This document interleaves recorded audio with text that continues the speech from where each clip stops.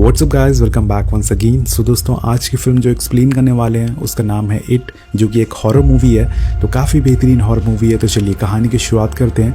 Movie की शुरुआत में हमें दो भाइयों को दिखाया जाता है, जिसमें से बड़े भाई का नाम होता है बिल और छोटे भाई का नाम होता है जियोर्जियो। बिल अपने छोटे भाई को एक कागज़ की बोट बना के देता है ताकि वो बाहर जाके बारिश में उससे खेल सके। अब जियोर्जियो उस बोट को बाहर लेके जाता है और सड़क पे उससे खेलना चालू कर देता है। वो बोट धीरे धीरे पानी में तैरने लगती है, लेकिन पानी इतनी तेज़ बहता है कि उसकी बोट एक गटर में चली जाती है। जब जियोर्जियो उस गटर के पास जाता है अपनी बोट को लेने के लिए, तो वहाँ पे हम मूवी के विलेन को देखते हैं, जिसका नाम है पेनीवाइज। ये असल में एक जोकर के भेष में होता है। अब जियोर्जियो पेनीवाइज को देख के काफ़ी ज़्यादा डर जाता है, लेकिन पेनीवाइज उसे अपनी बातों में फंसा लेता है और उससे कहता है कि आओ अंदर आओ जल्दी, तुम्हें तुम्हारी बोट मिल जाएगी। जियोर्जियो जब अपना हाथ बढ़ाता है उस बोट को लेने के लिए, तो पेनीवाइज उस बच्चे का एक हाथ ही काट लेता है दोस्तों। जिसके बाद वो काफ़ी रोता है और अपनी जान बचाने के लिए हेल्प हेल्प चिल्लाता है। लेकिन यहाँ पर बहुत तेज़ बारिश हो रही है, उसकी आवाज़ सुनने वाला कोई नहीं है। फिर जियोर्जियो उसी टनल में उसे खींच लेता है और जान से मार देता है। अब आज तक उस बच्चे का कुछ भी पता नहीं चला है कि वो बच्चा कहाँ गायब हो गया उस बारिश में। यहाँ पर हम एक और लड़के को देखते हैं, जिसका नाम होता है माइक। उसे एक शीप को मारने के लिए कहा जाता है, लेकिन वो स्वभाव से काफ़ी ज़्यादा कोमल होता है, इसलिए वो उसे मार नहीं पाता। वहीं पर खड़ा एक आदमी उसे समझाता है कि उसे ये काम करना होगा, क्योंकि उसका और उसके फैमिली का यही काम होता है। अब यहाँ से सीन शिफ्ट होता है और हम एक स्कूल को देखते हैं, जिसका नाम है डेरी पब्लिक स्कूल। यहाँ हम एक लड़की को देखते हैं, जिसका नाम है बेवरली। उसके क्लास के बच्चे उसे काफ़ी बुरा भला बोलते हैं और उसे काफ़ी तंग करते हैं। हम देखते हैं कि स्कूल के सारे बच्चे काफ़ी एक्साइटेड होते हैं, क्योंकि उनकी समर वेकेशन स्टार्ट होने वाली है। और स्कूल के थोड़ी दूर खड़ी एक औरत को देखते हैं, जो कि अपने मिसिंग बेटे को ढूंढ रही होती है। तो शायद उस बेटे को पेनीवाइज उठा के ले गया है। यहाँ स्कूल के बाहर एक बोर्ड लगा होता है, जिस पे लिखा होता है 7 बजे के बाद इस टाउन में कर्फ्यू लगा दिया जाएगा और कोई भी बच्चा बाहर नहीं घूमेगा। यहाँ पर हम एक और लड़के को देखते हैं, जिसका नाम हेनरी होता है। वो सभी अपने छोटे बच्चों को परेशान करता है और उनसे काफ़ी रूड बिहेवियर करता है। वो बिल और उसके दोस्तों को भी हमेशा तंग किया करता था, और वो बिल और उसके दोस्तों को यहाँ भी परेशान करना चालू कर देता है। पर किसी तरह से वो उसे पीछा छुड़ा के भागते हैं। अब बिल स्कूल के बाद अपने घर आता है और वहाँ गैरेज पे अपने डैड को देख के उनसे पूछता है कि क्या मैं आपकी कुछ हेल्प कर सकता हूँ। उसके डैड उसकी इस हरकत पे काफ़ी उसे चिल्लाते हैं। असल में बिल एक पाइप बना रहा होता है, जिसे वो उस गटर में डाल के अपने भाई जियोर्जियो को बचा सके। उसे अभी भी लगता है कि उसका भाई जिंदा है, लेकिन उसके डैड उसे बोलते हैं कि वो मर चुका है, और अगर तुम्हारी मॉम ने ये सब देखेगी तो उन्हें और ज़्यादा बुरा लगेगा। कम से कम उनके बारे में तो सोचना चाहिए तुम्हें। हम माइक को देखते हैं, जो कि साइकिल से कुछ सामान की डिलीवरी करने जा रहा होता है, लेकिन जब वो दरवाजे पे पहुंचता है तो उसे वहाँ काफ़ी आवाज़ें सुनाई देती है। ये आवाज़ें काफ़ी डरावनी होती है, और तभी वहाँ दरवाज़ा अपने आप खुल जाता है और उसके अंदर से काफ़ी सारे लोगों की अजीब सी परछाइयाँ दिखती है। ये सभी लोग आग में जल रहे होते हैं, और इनमें माइक पेनीवाइज को भी देखता है। लेकिन इतनी देर में वहाँ हेनरी और उसके दोस्त आ जाते हैं और माइक के ऊपर कचरा फेंक के भाग जाते हैं। एक्चुअल में ये लोग यहाँ पे सभी बच्चों को परेशान करते थे। वो देखते हैं जो कि एक बुक रखने के लिए अपने डैड के ऑफिस में जा रहा होता है, लेकिन उसे देख के ऐसा लग रहा था कि मानो वो काफ़ी ज़्यादा डरा हुआ और सहमा हुआ है। वो वहाँ बुक रख देता है, और जब वो मुड़ता है तो उसके सामने एक बहुत ही ज़्यादा डरावनी पेंटिंग आ जाती है, जिसे देख के वो बहुत डर जाता है। और ये काम पेनीवाइज का होता है, क्योंकि सबको उन चीज़ों से वो डराता है जिससे वो हमेशा डरते हैं। अब बिल और उसके दोस्त एक दूसरे दोस्त के घर पे जाते हैं और उसे गटर के डेड एंड पे चलने के लिए कहते हैं, जहाँ पे उसके भाई गुम हुआ था। वो अपनी मॉम से परमिशन लेता है और वहाँ के लिए निकल जाते हैं साइकिल से। अब यहाँ पर हमें एक और कैरेक्टर को इंट्रोड्यूस किया जाता है, इसका नाम होता है बिन, जो कि काफ़ी मोटा और क्यूट होता है। बेन एक लाइब्रेरी में बैठ के इस शहर का इतिहास के बारे में पढ़ रहा होता है। साथ में वो अपनी कुछ शायरी भी लिखता है, जिसे सुना के वो बेवरली को इम्प्रेस करना चाहता था। अब थोड़ी देर बाद बेन को हेलुसिनेशन होना चालू हो जाता है, और उसे वहाँ एक उड़ता हुआ बैलून भी नज़र आता है, जो उसके अलावा किसी और को नज़र नहीं आ रहा था। जब वो उस बैलून का पीछा करता है तो वो लाइब्रेरी के नीचे वाले हिस्से में पहुँच जाता है, जहाँ पे काफ़ी अंधेरा और सन्नाटा होता है। वहाँ पर उसे एक आदमी दिखता है, जिसका सर कटा हुआ था, और ये देखकर वो काफ़ी डर जाता है। वो आदमी उसे पकड़ने के लिए उसके पीछे भागता है, और थोड़ी देर बाद बेन को पेनीवाइज भी दिखता है, जो उसे काफ़ी डराता है। लेकिन बेन वहाँ से किसी तरह से अपनी जान बचाकर भाग जाता है। लेकिन अब बाहर आकर हेनरी के दोस्त और हेनरी उसे काफ़ी परेशान करते हैं, और हेनरी एक चाकू से बेन के पेट पे एच बना देता है। तभी वहाँ से एक कार गुजरती है, जिसमें एक कपल बैठे होते हैं। बेन उनसे मदद मांगता है, लेकिन वो उसे इग्नोर करके वहाँ से चले जाते हैं। तभी बेन की नज़र उनकी कान के पीछे वाली सीट पर एक बैलून पे पड़ती है, जो कि वही बैलून होता है जिसकी हेलुसिनेशन उसे लाइब्रेरी में आई थी। बेन समझ जाता है कि वो कपल किसी के वश में आ चुके हैं, और तभी बेन हेनरी को लात मार के वहाँ से भाग जाता है। वहीं दूसरी तरफ हम देखते हैं कि बिल और उसके दोस्त उस सीवर के डेड एंड पे पहुँच चुके हैं, जहाँ बिल का भाई गुम हुआ था। वो लोग अंदर जाते हैं और उससे पहले वहाँ घायल बेन आ जाता है। बिल उसके पास जाता है उसकी मदद के लिए और दूसरी तरफ हेनरी का एक दोस्त बेन को ढूंढते हुए उसी टनल के पास आ जाता है। वो सोचता है कि बेन सीवर के अंदर चला गया है, इस वजह से वो भी सीवर के अंदर चला जाता है और वहाँ पर उसकी मुलाकात होती है पेनीवाइज से, जो कि उसे बहुत डराता है और उसे अंत में मार देता है। और अब बिल अपने दोस्तों के साथ बेन के लिए दवाइयाँ लेने जाता है, लेकिन वहाँ उसके पैसे कम पड़ जाते हैं और तभी वहाँ उन्हें बेवर्ली दिखती है और वो इन लोगों की दवाइयाँ लेने में काफ़ी हेल्प करती है। फिर ये लोग बेवर्ली को अपने साथ तालाब पे चलने के लिए इनवाइट करते हैं और वो मान जाती है। जब बेवर्ली घर आती है तो हमें पता चलता है कि बेवर्ली के डैड उससे काफ़ी बुरा बर्ताव करते हैं, जिसकी वजह से वो काफ़ी उदास रहती है। उसके डैड उसके बालों को बहुत ही बुरी नज़रों से छूते हैं, जिसके कारण बेवर्ली गुस्से में आके अपने बालों को ही काट लेती है।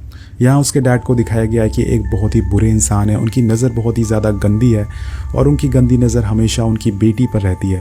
अब बेवर्ली तालाब के पास जाती है जहाँ उसे बिल के सारे दोस्त मिलते हैं। उनके साथ वो तालाब में खूब मस्ती करती है और उसके बाद ये लोग बेन के घर आ जाते हैं, जहाँ बेन उन्हें डेरी टाउन की हिस्ट्री का कलेक्शन दिखाता है, जिसमें डेरी टाउन के शुरू से अब तक जो भी हादसे हुए हैं और सारी तस्वीरें थी वो उन्हें सबके बारे में बताता है। यहाँ पर जो जो बच्चे गुम हुए थे, ये मर चुके थे, उनकी भी तस्वीरें होती हैं।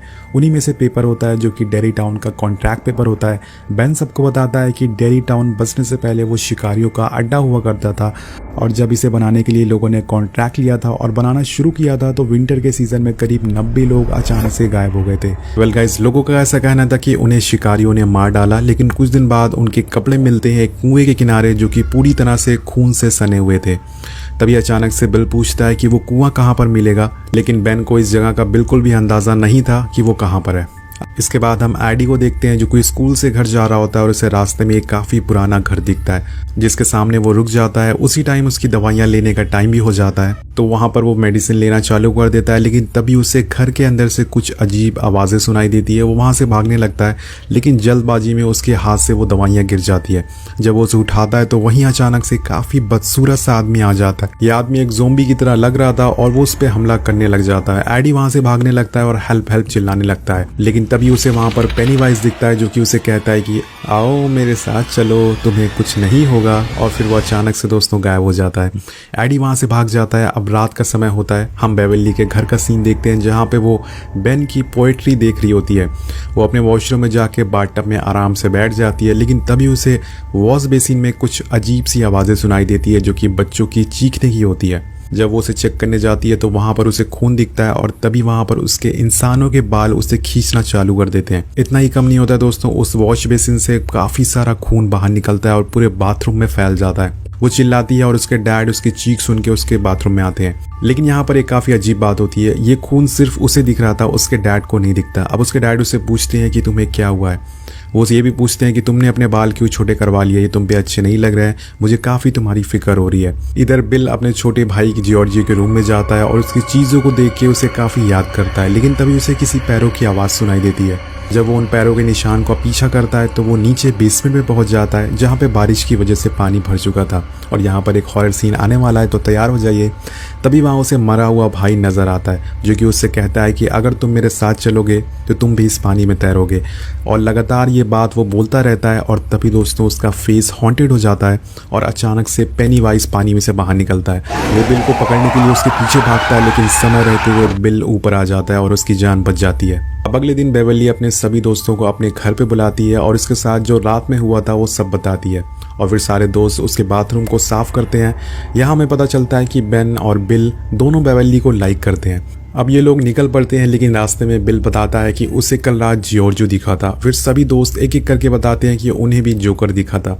ये सब सुन के वो लोग काफ़ी ज़्यादा डर जाते हैं और तभी उन्हें वहाँ हेनरी का दोस्त की कार दिखती है जिसके साइड में माइक की साइकिल गिरी होती है। बेवर्ली सबसे कहती है कि हमें माइक की मदद करनी चाहिए। तो यहाँ पर ये लोग बेवर्ली की बात को कैसे टाल सकते हैं। वो वहाँ चले जाते हैं और हम वहाँ देखते हैं कि हेनरी और उसके दोस्त माइक को परेशान कर रहे होते हैं। यहाँ पर माइक को जोकर भी दिखता है, लेकिन तभी उन पर बिल और उसके दोस्त पत्थर फेंकना चालू कर देते हैं जिससे हेनरी और उसके दोस्त वहाँ से भाग जाते हैं। उसके बाद वो लोग एक मेले में जाते हैं जहाँ उन्हें माइक बताता है कि उसके दादाजी बताते थे कि डेरी टाउन पर एक श्राप है और बेन भी बताता है कि जो भी घटनाएं यहाँ पर इस टाउन में हो रही है वो हर 27 साल बाद होती है। मतलब वो पेनीवाइज 27 साल बाद वापस दोबारा बच्चों को खाने आया है। वो 1 साल तक सोता है और फिर 27 साल बाद दोबारा आता है बच्चों को खाने के लिए। पेनीवाइज उन्हीं चीज़ों को हमें दिखाता है जिससे कि हमें डर लगता है और डर से उसकी ताकत और ज़्यादा बढ़ती है। ये सब यहाँ से बिल के गैराज में जाते हैं जहाँ वो इन्हें प्रोजेक्टर में उस शहर का मैप दिखाता है और उसमें उसे वही कुआं दिखता है जो कि भूतिए घर के अंदर मौजूद है। जिसके बाद एडी को अजीब इंसान दिखता है। वो लोग उसकी पिक्चर देखते हैं लेकिन तभी उस प्रोजेक्टर में जॉर्जो की तस्वीर आने लगती है और फिर अचानक से स्क्रीन पर पेनीवाइज आ जाता है। उस पिक्चर से बाहर आ जाता है और सबको डराने लगता है, लेकिन तभी वो लोग शटर खोल देते हैं जिससे वो भाग जाता है। अब इसके बाद बिल डिसाइड करता है कि वो अपने छोटे भाई को बचाने जाएगा उस घर में। वो अपने दोस्तों को भी किसी तरह से मना लेता है और सभी दोस्त उसके राजी हो जाते हैं वहां जाने के लिए। फिर वो लोग साइकिल से वहां उस घर के बाहर पहुंचते हैं। सभी दोस्त घर के अंदर जाते हैं और ये घर बहुत ही पुराना होता है, इसलिए इसमें बहुत सारे पेड़ उग गए थे और डायरेक्टर ने भी बहुत हॉरर दिखाया है इस घर को। अब थोड़ी दूर चलने पे रिची अपने आप की मिसिंग पोस्टर देखता है, लेकिन वो तो गायब अभी नहीं हुआ है। इसका मतलब अगला नंबर उसका होने वाला है। इस बात से वो काफ़ी डर जाता है, लेकिन उसके दोस्त उसे शांत करवाते हैं किसी तरह। तभी पेनीवाइज उन सारे लोगों को विजन दिखाता है जिससे कि वो सारे लोग अलग अलग हो जाते हैं। एडी एक कमरे में चला जाता है और उसे फिर से वही अजीब आदमी दिखता है जिसे देख के वो काफ़ी ज़्यादा डर जाता है और नीचे गिर जाता है। वो काफ़ी इंजर्ड हो जाता है। वहीं दूसरी तरफ बिल का एक और दोस्त रूम में बंद हो जाता है जहां उसे काफ़ी सारे जोकर दिखते हैं। तभी वहां पर पेनीवाइज आ जाता है जो उसे काफ़ी डराता है और फिर उसकी तरफ भागते हुए आने लगता है, लेकिन बिल किसी तरह से उसे बचा लेता है। और फिर वही रूम में ज़मीन से एक बच्चा निकलता है जो कि काफ़ी भयानक सीन होता है। वो बच्चा मुंह से उल्टियाँ करना शुरू कर देता है।